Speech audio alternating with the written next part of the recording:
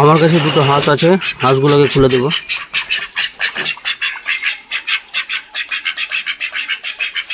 খাবার দিয়ে দিচ্ছি, হাঁসগুলো খুব সুন্দরভাবে খাচ্ছে। আমার কাছে আরও কিছু ছোট হাঁস আছে, ওগুলোকেও খুলে খাবার দিয়ে দিব। ছোট হাঁসগুলোকেও খুলে দিচ্ছি, খাবার দিয়ে দিয়েছি।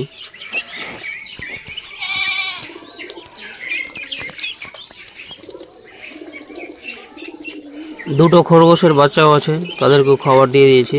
দেখতে পাচ্ছ কত সুন্দরভাবে তারা খাচ্ছে, দেখতে খুব কিউট তারা। চলো এখন কিছু মুরগি আছে তাদেরকে দেখাই আপনাদেরকে। মুরগির গেট খুলে দিব। এই যে আমার মুরগিগুলো বের হচ্ছে।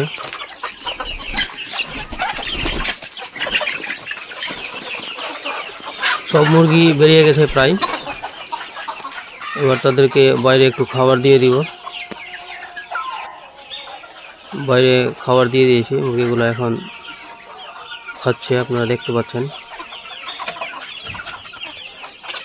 আমার কাছে প্রায় 110টার মতো মুরগি আছে এখন।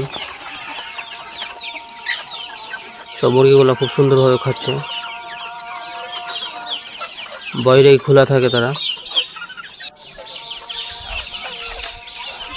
সবাই খাওয়ার পরে এদিক ওদিক ছিটিয়ে যাবে। আবার যখন খাবার দিব সবাই চলে আসবে। এখানে কিছু ছোট বাচ্চা আছে, এদেরকেও খাবার দিয়ে দিব। খাবার দিয়ে দিয়েছি, তারা খুব সুন্দরভাবে খাচ্ছে। আমার কাছে আরও কিছু ছোট বাচ্চা আছে, সেগুলোকেও দেখাচ্ছি। এই যে এখানে কিছু ছোট বাচ্চা আছে, তাদেরকেও খাবার দিয়ে দিচ্ছি, তারা খুব সুন্দরভাবে খাচ্ছে।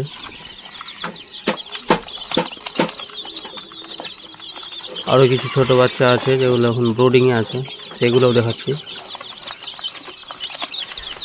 এদের বয়স প্রায় 6 দিনের মতো হলো। এই যে ব্রোডিংয়ে আছে এরা, খুব সুন্দর বাচ্চাগুলো, দেশি মুরগির বাচ্চা এগুলো।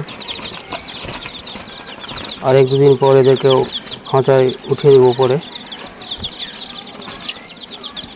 মাশাআল্লাহ, বাচ্চাগুলো খুবই সুন্দর।